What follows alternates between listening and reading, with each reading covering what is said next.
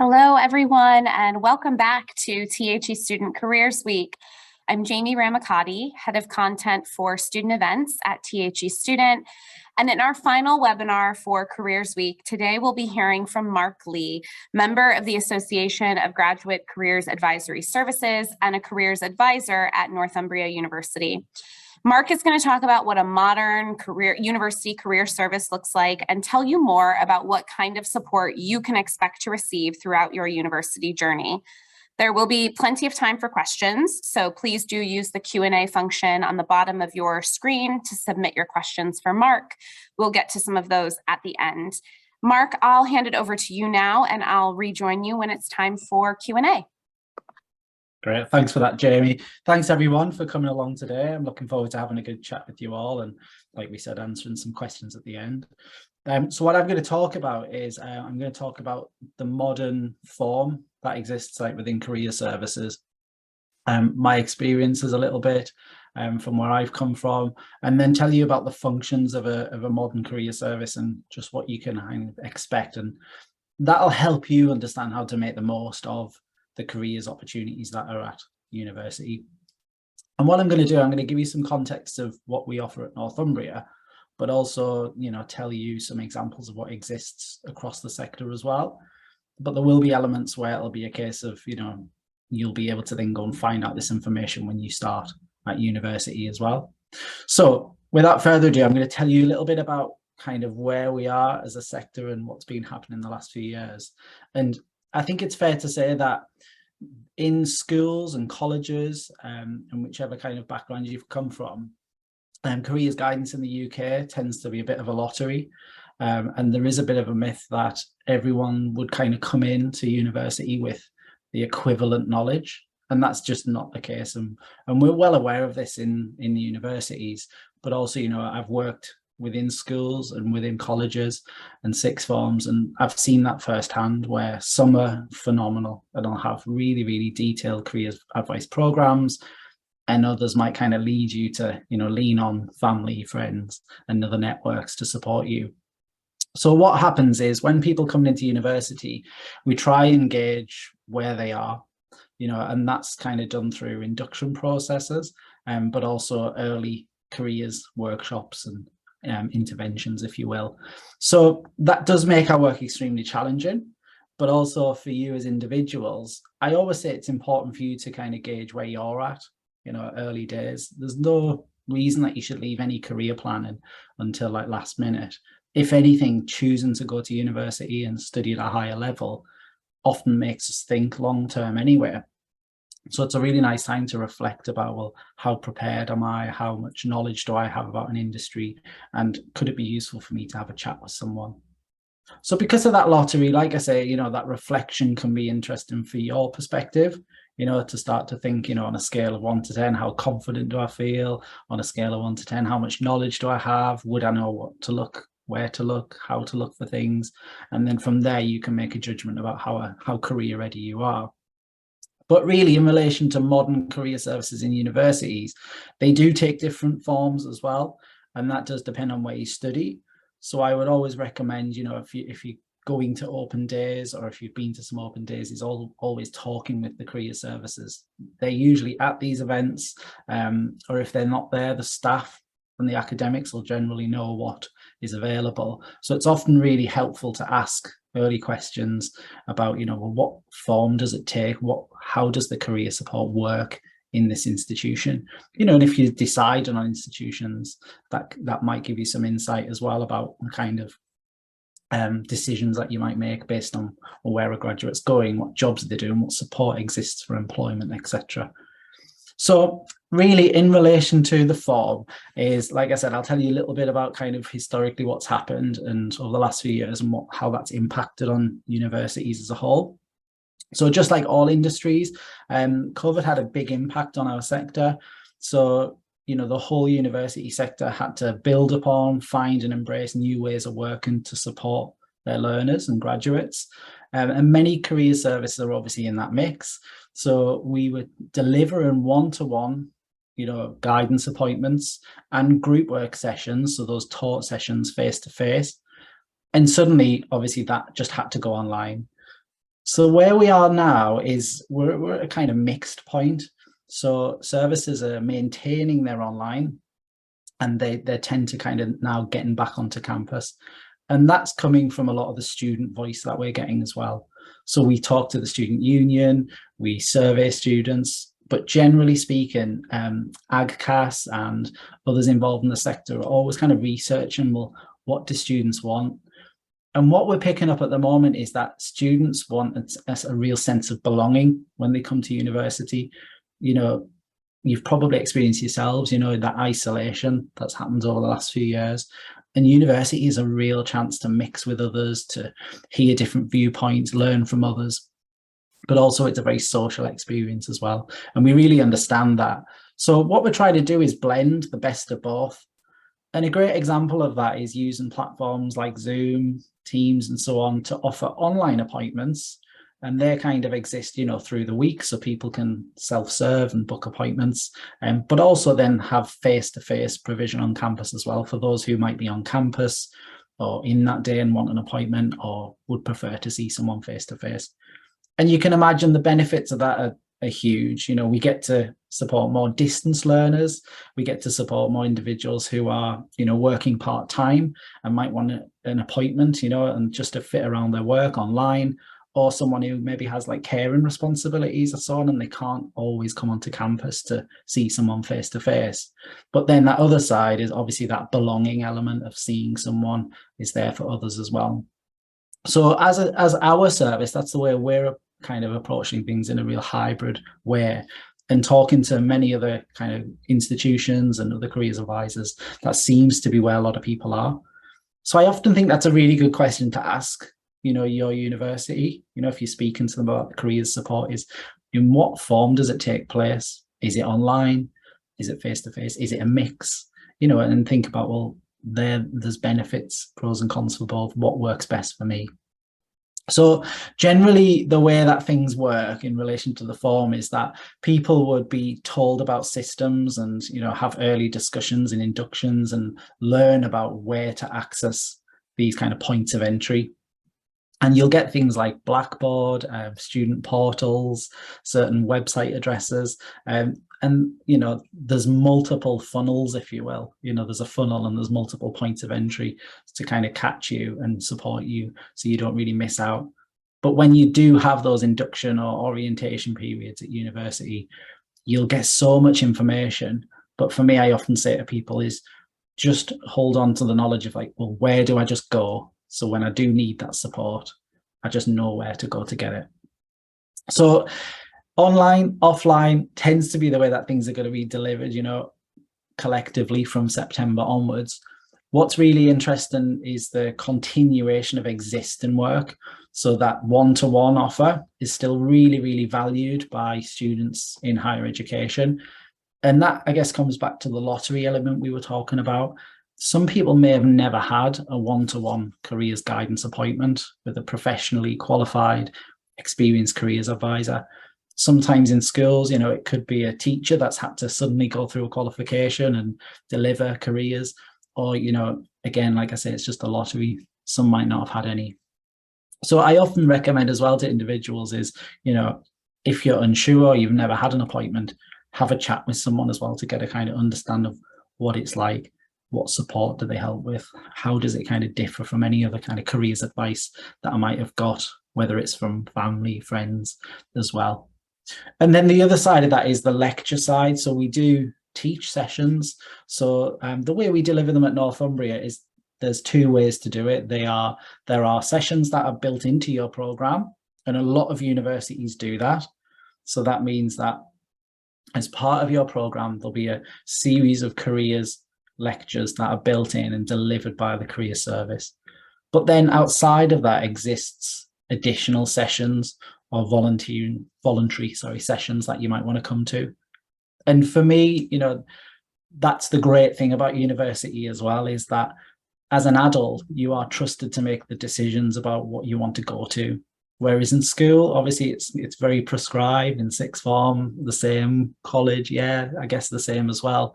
But university, it's kind of up to you.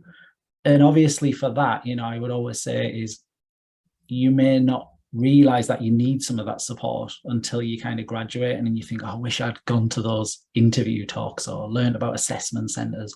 So they exist all the time throughout the years, and often repeat. And certainly most universities will have like a rolling program at key times as well. Certain content will be delivered.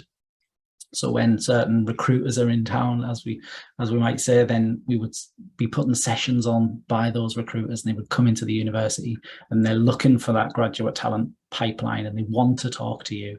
So, make the most of those opportunities when they come up. But that's something that most universities will have a standard kind of offer a rolling program alongside things that are more tailored to your course that might exist just in your program. So some of you will be asked, at induction and everything, maybe to download an app. Some of you will be given websites. Some will have a physical support desk. At Northumbria, we have something called Ask for Help, where you can just go and ask anything, but we also have a careers app. So, there's multiple avenues into this support to browse workshops, book one-to-one appointments, and it's very much a kind of self-serve process. But like I said, with an element of it being delivered on your course as well. So you might have kind of picked up from what I'm saying is that there's a lot happening. And one of the other elements is that there's a self-serve kind of notion to a lot of careers. And by self-serve, I mean, like, there's a lot of technology that exists that you can make the most of. So a lot of universities will buy career platforms or career vacancy platforms that are then personalized for that institution. So within our team at Northumbria, I work alongside, individuals who are going out and working with businesses all the time, getting vacancies and opportunities locally, regionally, nationally for our graduates, and also for like placements for students in their second year. And what happens then is we put them on our platform, and then that's, accessible to you at any time. And when I talk to most universities, they might use different technology, but it often has the same function to bring you opportunities, and they might be part-time jobs when you start at university. So in your first year, right through to kind of graduation and beyond as well. So when we talk about technologies, there are vacancy platforms that tend to exist for you. And then there tends to be information portals or websites that exist for you as well. And the graduate job market is very complex. So there's lots of advice articles. Say it could be about assessment centers with certain companies, or, salary expectations for graduates. Lots of information like that can exist on these platforms. And some universities will have them on their student platform, their student portal, and some will pay a third party and it will be branded up with a certain name. So technology does play a huge part in career services. Again, depending on your own experiences, you might have had like a careers library in school or college or sixth form. Again, it just depends. Like, some of them don't even exist anymore. Some will just have like an iPad and they just say, go on the UCAS website or Prospects or wherever as well. And in universities, because of the level that we're at and the kind of library systems we have and the research systems, we tend to have a lot more information that is like checked, reviewed, and written for students as well. So for me, you don't have to always rely on external third-party websites, and those websites that are just available to you now might not be personalized as much as something like your university's platforms. So, that's a kind of an overview of kind of the functions, if you will, of kind of what exists.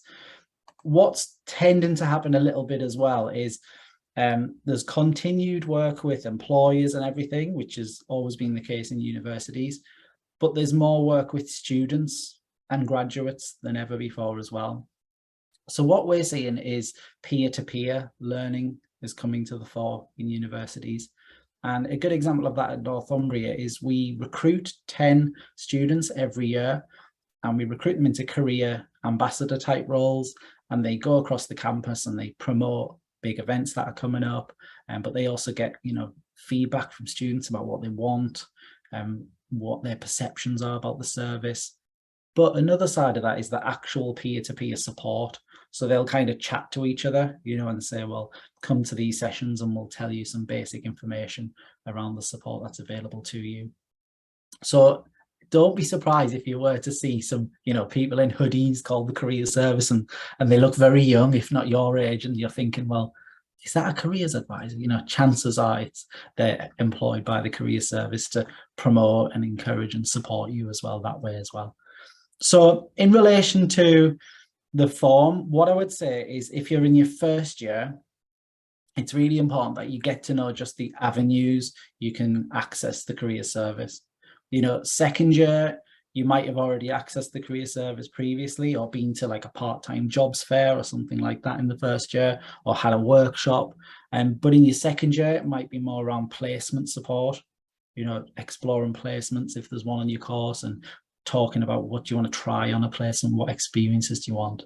And then in your final year, often the support is very intense around applying for jobs, getting reviews of your CVs, having mock interviews, that kind of support. And then graduates, again, a lot of universities will work with graduates to support them as well as they move into the job market.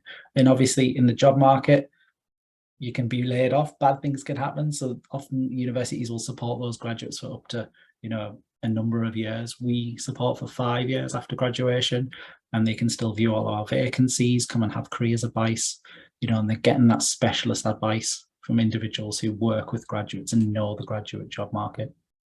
So it doesn't really matter what level you're at, whether you're just a new student coming into university or, you're further down the line, you can always just access your career service on your own terms. And I think that's one of the best things about having a professional career service. It's a very impartial, personalized thing. So for me, that means that you've always got someone to talk to who's going to be genuinely interested in what you're about and what your ideas are, but are going to help move you forward wherever you want to go. And that leads me really more into the functions of everything. We talked a little bit about the one-to-one and the group work, but what does that consist of? I'll kind of talk to you about the functions that we have really. So a lot of early careers work is about helping people to generate, clarify, and come up with career ideas. And that's a really enjoyable part of my job, because it reminds me that you don't have to come to university with the big picture of this is definitely what I'm going to do. It's probably more normal for people to come to university with a vague idea and kind of figure it out as they go. And I know when we look at a lot of our how career ready our graduates are at Northumbria, they often tell us is that they're still deciding what they want to do late on into their third year.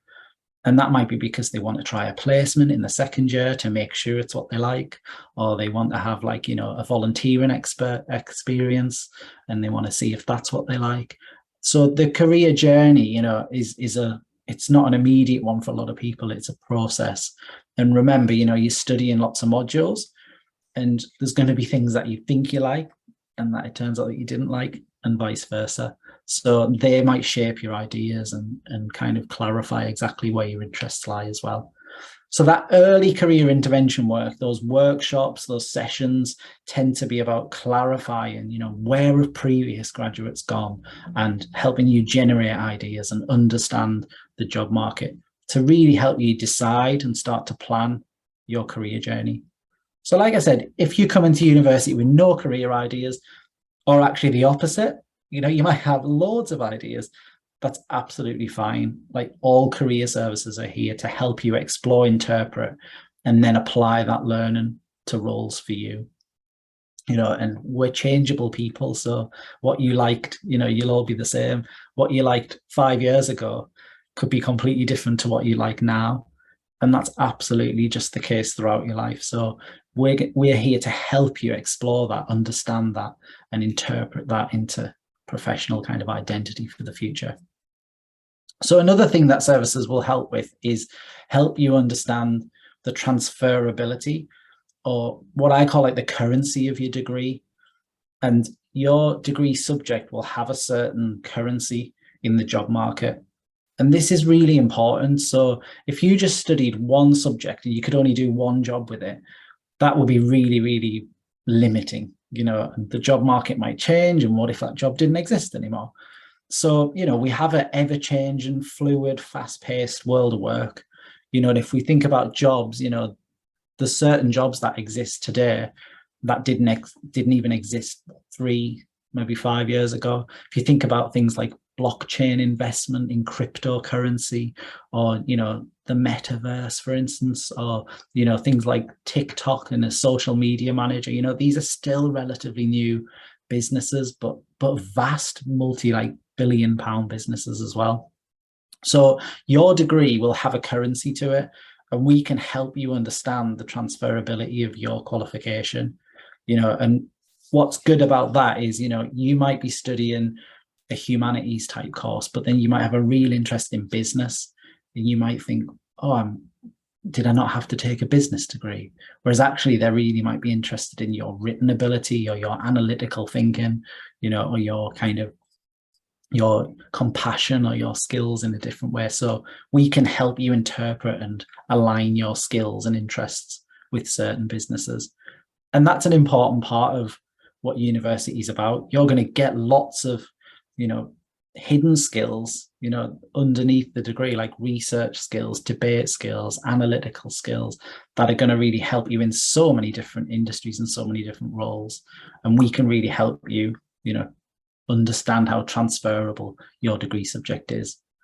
So one of the things that we really do is, we offer the workshops that are particularly around exploring, generating, clarifying ideas, and then understanding where you can apply your degree. But also in a one-to-one context, these discussions often come up as well.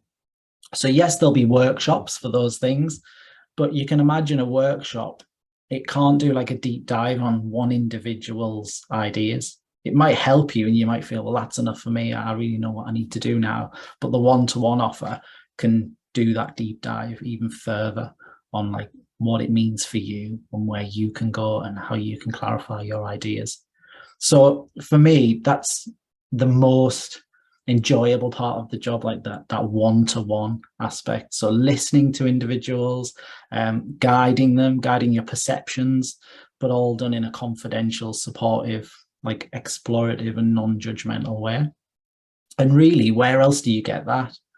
I often say this to students is we have such busy lives and there's so much noise, and that noise can often come in the form of pressure or influences from other people, telling you that a certain job is this way, or so-and-so did this, or I know, someone in the family did that and they said, don't do that, so there's all of these influences happening all the time. But actually for you as an individual, having the space somewhere to talk to someone in a completely supportive, non-judgmental way about your dreams, aspirations, ideas is absolutely vital, and especially when you're at a point where you're exploring things and trying to understand and make your way in the world. So staff can teach, career specific skills to you, and, teach you how to map out your degree in the context of the graduate job market. But a lot of this comes back onto you and your perceptions and that noise that's kind of around you, or the background that you come from, about your identity and what jobs are achievable for you, and there's a lot there that we can kind of unpick and unravel and work with as well. So the support is multifaceted, it's very personalized, but there still is that kind of opportunity to dip into sessions that help you generate, clarify ideas, that help you understand the transferability of your degree, very complex things, but, accessible on your terms. So we do run workshops such as CV sessions, interview sessions.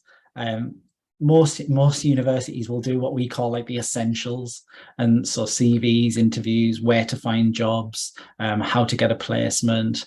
The main things that come up tend to be kind of those things, to be fair. But then you've got kind of a little bit more advanced things like, how to pass an assessment center, how to get on a graduate scheme, how to network, how to improve my LinkedIn, and how to, appear professional online, or how to build a portfolio if you're doing a creative type subject. So a lot of these sessions will exist for you, these essential type sessions. But of course, The workshops can be quite creative as well in institutions. So it's always worth asking a university, what sessions do you offer? Do you have these key workshops, but what else are you delivering? And an example at Northumbria is, we do focus weeks. So we have sector focus weeks where we'll focus on like training to be a teacher. So everything that week is bringing in different organizations that do teacher training. And then the next week will be like careers in sustainability. And these are often sessions that are open to people with any degree. So you might be studying a creative course, but you might have a real passion for sustainability. And then you think, actually, yeah, I could go to that as well. So again, ask university, look online, look on their websites, find out what sessions that they do have. And for the most part, they do kind of have these additional things to support you and enable you to explore on your own terms. And what I would say is, remember that career services support all career needs. So whether it's like self-employment, you might have an idea that you think, oh, I've stumbled upon this brilliant idea. I'd love to start my own business. What do I do? Again, this is about career. This is about your future and what you could do in regards to work. So your career service will generally have an enterprise element to it. It can be things like part-time jobs. We know more than ever that more students are now needing to work part-time while they're at university. So at Northumbria, we have a part-time jobs fair, early doors. So not long after freshers, the big part-time fair where a lot of employers come along, but most universities do have that as well. So again, like whether you're self-employed, looking for a part-time job, there's also things like placements. And I do speak to some first-year students who are thinking I'd like a placement in a certain company or in a certain role. Same with second years, generally that's when people tend to pick up placements, and whether that's like a summer short one or it's a year-long placement. And then it's things like internships. We have student internships available in the UK, but also there's like graduate internships as well. But then we get questions about things like gap year as well. So, should I take a gap year? What's the pros and the cons, and exploring all that with people. So no matter what your career need is, your career service will generally be able to support you, with signposting you to opportunities or funding or X, Y, and Z, because there's quite a lot in each of those aspects. The other thing I would probably recommend that you are aware of is if you are a distance learner, or you're studying a degree apprenticeship, or you're on like just a main kind of 3-year, 4+ year degree, the support is there for you as well. So it's often not kind of like drawing lines in the sand to say you can't access this. It's generally like for everybody. So most of the career services I talk to, they'll say, oh yeah, today appointment wise, I might have seen a degree apprentice, but then I've got a postgraduate learner, then I've got someone on a PhD, then I've got someone on a foundation year. So it's really varied, and that's a fantastic thing. So, and finally, really, I think it's worth mentioning in regards to like the function there is that careers advisors work in a very, chaotic world in regards to like the job market. Like there seems to be lots of change all the time. But you could also argue that we know who's going to be recruiting typically when. It's quite predictable, the job market. We know who the big players might be. So what we often do as careers advisors, we obviously talk to each other, but we are backed up with support and training and insight frequently. And that can be from AGCAS, and they're a membership body that represent and serve us as careers advisors in higher education. And through AGCAS, we book onto things like training events. We join specific task groups. So I'm on a task group for engagement. So we discuss what engages young people and graduates. What could we do to improve? Let's look at best practice and research. But you can, as a professional, access research and findings that are like really trending in the sector. And that helps us develop as professionals, but ultimately to impact upon you as students. So what you'll often find is there'll be various research happening across institutions from the career service or others in academic circles around employability and how best to serve students. So there's lots on offer. Again, I think that's coming through, that there's so much available to you. And again, even going from the start with the form, the functions of everything are really personalized to student need at all times. So some of the things I would recommend, so you kind of understand from a functions point of view what's happening, is I would follow services on social media. A lot of them embrace technologies and actually, have been using technology for a long time, and social media is a great one for career services because it's a chance to show some personality, but also share job vacancies, workshops, and other activity that's happening. So, have a look online, see if they have a social media account.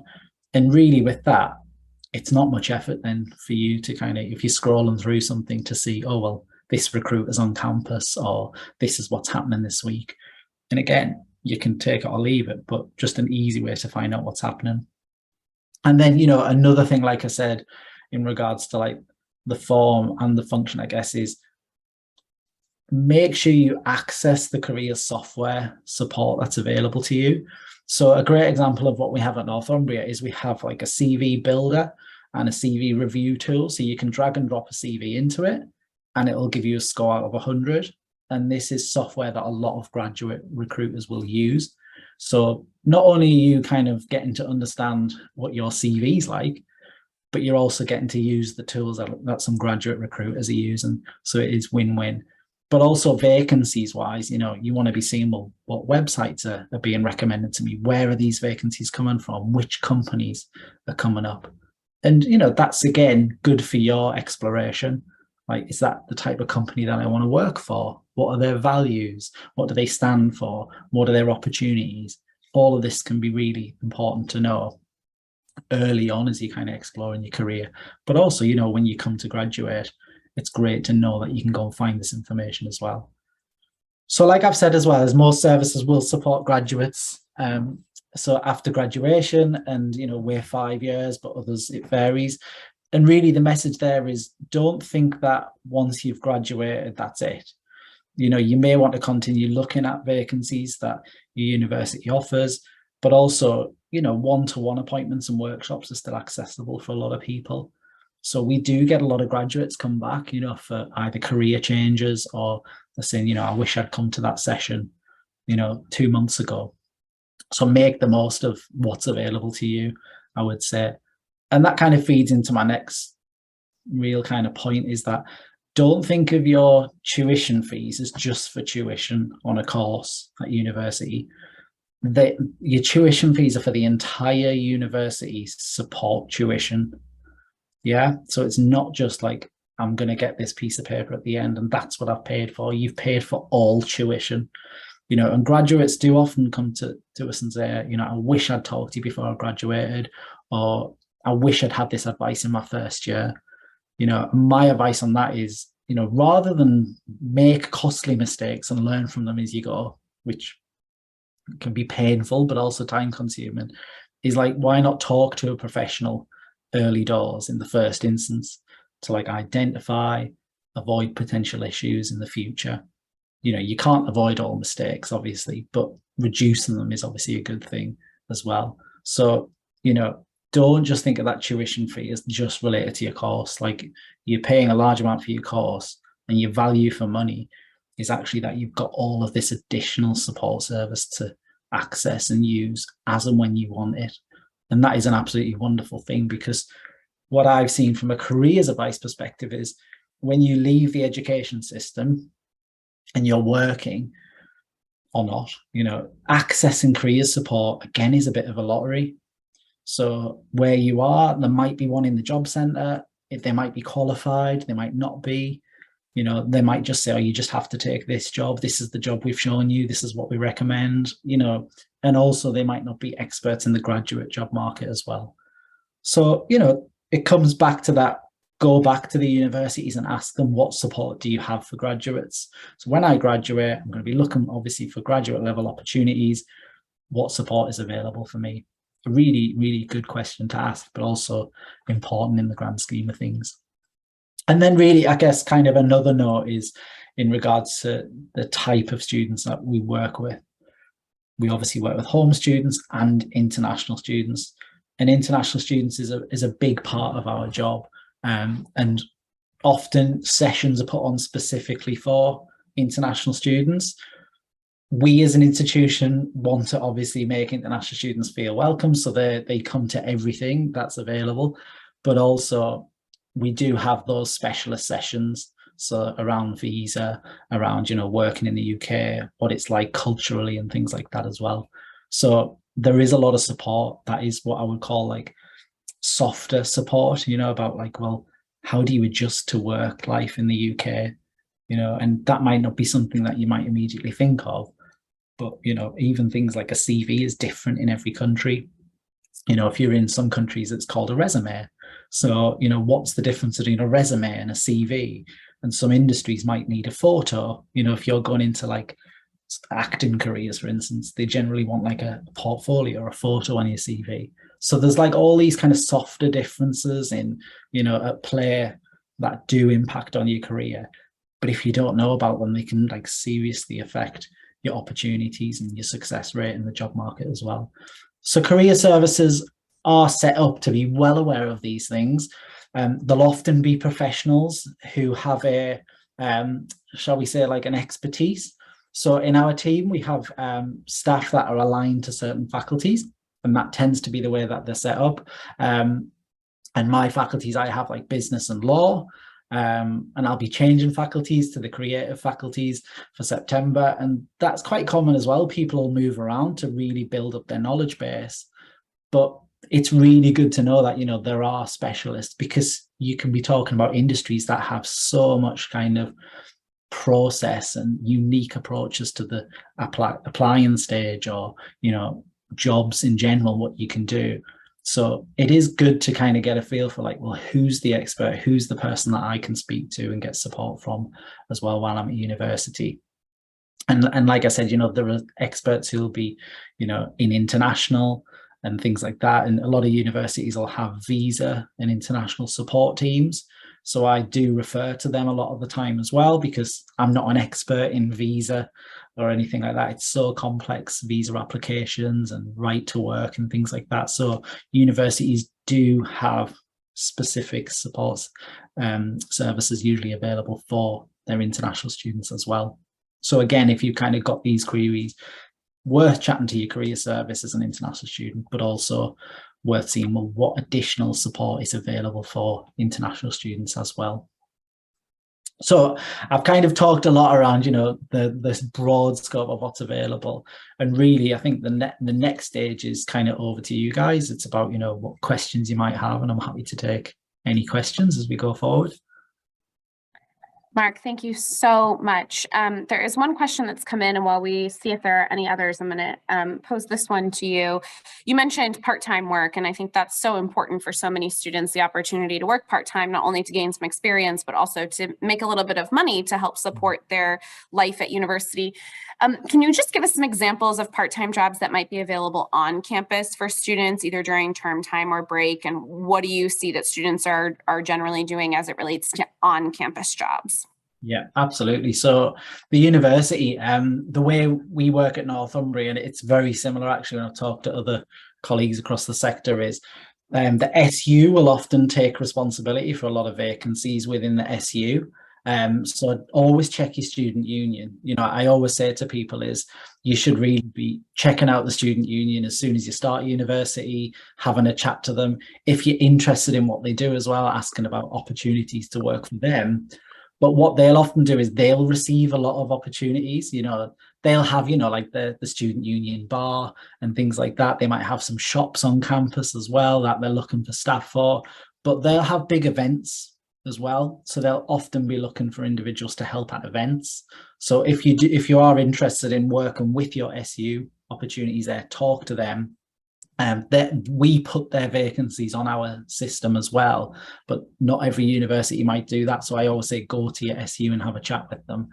There's also opportunities with sport. Sport's quite a big thing at university, and there's often opportunities to pick up work working with like sports options at university. One of the things we've seen, it's usually for big events. So they'll do a big call out saying like, we've got big events out, we're looking for either volunteers or, it might be short-term paid opportunities as well. But generally they're the ones that we tend to have. And then what else we kind of get is we wrap that around all the local employers. So there's, most jobs will be in retail, hospitality, because these are the ones that are flexible hours or just a few hours here and there that fit around your studies. But employers, they know that the universities are a great place to advertise because they know that you guys are going to have the flexibility with your time, but also that you're qualified to a good level as well. So they know that actually it's a really ripe place to put their vacancies. So yeah, I would always say is check when you do freshers, talk to your career services. They're usually, if not always there, but also talk to the SU, and in a lot of institutions, they've really got their finger on the pulse about what opportunities are available on campus for part-time work. Great, thanks. One other thing I just want to cover in our last couple of minutes is your relationship or connection to your university's alumni network, because I think universities talk a lot about when they're speaking to prospective students about how big their alumni networks are and how they stretch across the globe and remarkable things that their alumni are doing. How can students sort of leverage that network and how do universities leverage that network to help connect students with industry, with career opportunities, with mentors, those kinds of things? I guess there's two ways that we typically see it as a career service. The first one is on program. So there tends to be a lot of relationship building on program with alumni that they feel can not only benefit students in the short term, such as recent graduates who've gone through certain recruitment processes or work for certain companies, and they say, well, actually, they're brilliant to bring in. So, on program, you might get opportunities where through your careers program, you've got an alumni present and you might not know that they're even going to be there, or it might be advertised as a panel. And then, you can see who's come in and they might be recent, but also might have graduated, many years ago. That's kind of one way it tends to happen. So you'll find that there'll be opportunities to talk to people on program. The other way, well, I guess there's another couple of ways. There's one way you can come to activity that is delivered centrally. So that might be via some research that might have been done, and there might be an alumni present. So they might work in industry and have done some, interest in research that's related to maybe a certain industry or something that you might be interested in. And you'll often see things across campus advertising events or research findings to come to and listen to. They can be great networking opportunities for you to tap into alumni, but also understand what's happening in certain industries. And then the other thing is about self-serving. And that the way I kind of explain that is you can find alumni quite easily actually through LinkedIn. So LinkedIn's a bit of an alien concept when you first start university because you tend not to use it in schools, colleges, sixth forms, etc. But it's quite a big thing in university, and I just describe it as Facebook for professionals, probably with less cats, cat videos and things. But it's very professional. It's free. There is a premium account, but I recommend a lot of students in their first year create an account and just get a look at it. The reason I recommend it from an alumni perspective is because in second and third years, we get a lot of students researching where previous graduates have gone. And you can do that all for free on LinkedIn. So you can go on LinkedIn, and just like you would on Facebook, you can just search for a university. So on Facebook, you might search for a local bar or something. Go on LinkedIn, type Northumbria University. And when you find their page, any university's page, there's an alumni tab. And when you click that, there's a search engine.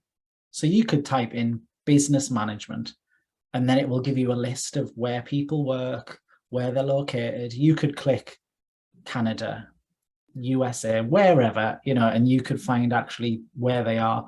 But also you can then look at those individuals and start to connect and ask questions and find out, what did they study at university?